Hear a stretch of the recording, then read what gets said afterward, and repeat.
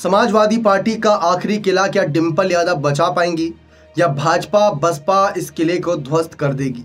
सवाल बहुत बड़ा है। जानकारी दे दे कि तीसरे चरण में 7 मई को जो वोटिंग होगी उसमें मैनपुरी सीट भी दांव पर लगी होगी। समाजवादी पार्टी की तरफ से डिंपल यादव, भारतीय जनता पार्टी की तरफ से अगर हम बात करें जयवीर सिंह और बहुजन समाज पार्टी की तरफ से शिव प्रसाद यादव, यानी कि 2 यादव कैंडिडेट और एक योगी सरकार के सबसे भरोसेमंद मंत्री में से एक। दिलचस्प ये जंग होगी। डिंपल यादव अपनी जीत को लेकर लगातार आश्वस्त हैं। उनको भरोसा है कि यहाँ की जनता का प्यार आशीर्वाद उन्हें एक बार फिर से मिलेगा, जैसा 2022 के उपचुनाव में मिला था। लेकिन उस समय जो वोट मिले थे और जितने बड़े मार्जिन से जीती थी 2,80,000 प्लस वोटों से, भाजपा ने और विपक्ष ने यही कहा था कि ये तो सहानुभूति थी जो नेताजी के नाम पर डिंपल यादव को मिली, ये अब नहीं मिलेगी, इस बार खेल होगा। ऐसा लग रहा था कि डिंपल यादव के नाम को काटकर अखिलेश यादव खुद इस सीट से चुनाव लड़ेंगे ताकि जो सपा का आखिरी किला है वो बचा रहे। बहुजन समाज पार्टी ने भी बड़ा खेल कर दिया अंतिम समय में, क्योंकि पहले तो शाक्य समुदाय से गुलशन शाक्य को कैंडिडेट बनाया। लग रहा था कि भाजपा के लिए बड़ी मुश्किल होंगी, क्योंकि भाजपा पिछले कुछ चुनाव से शाक्य कैंडिडेट को यहाँ से उतार रही है।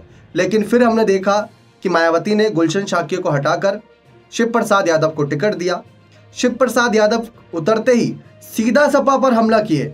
उन्होंने ये कहा कि भाई इस सीट पर यादव परिवार, यादव समुदाय को बहुत अच्छा समर्थन मिला है, कैंडिडेट को हर बार मिला है, सपा के हर यादव कैंडिडेट को जिताकर भेजा।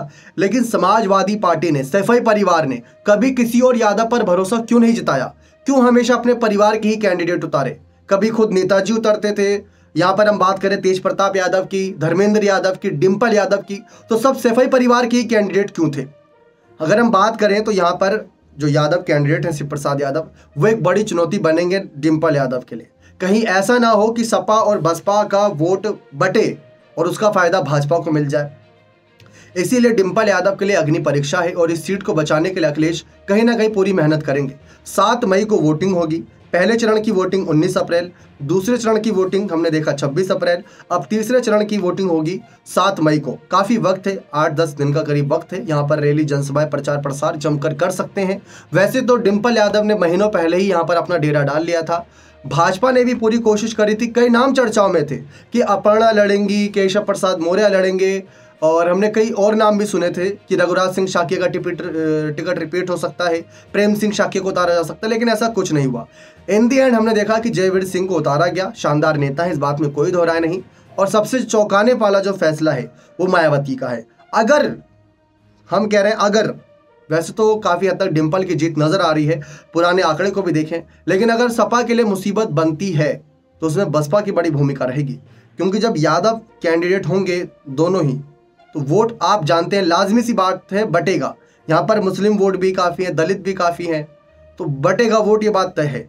डिंपल के प्रचार के लिए इस बार उनकी बेटी अदिति खुद चुनावी मैदान में उतरी, मतलब प्रचार करती नजर आई।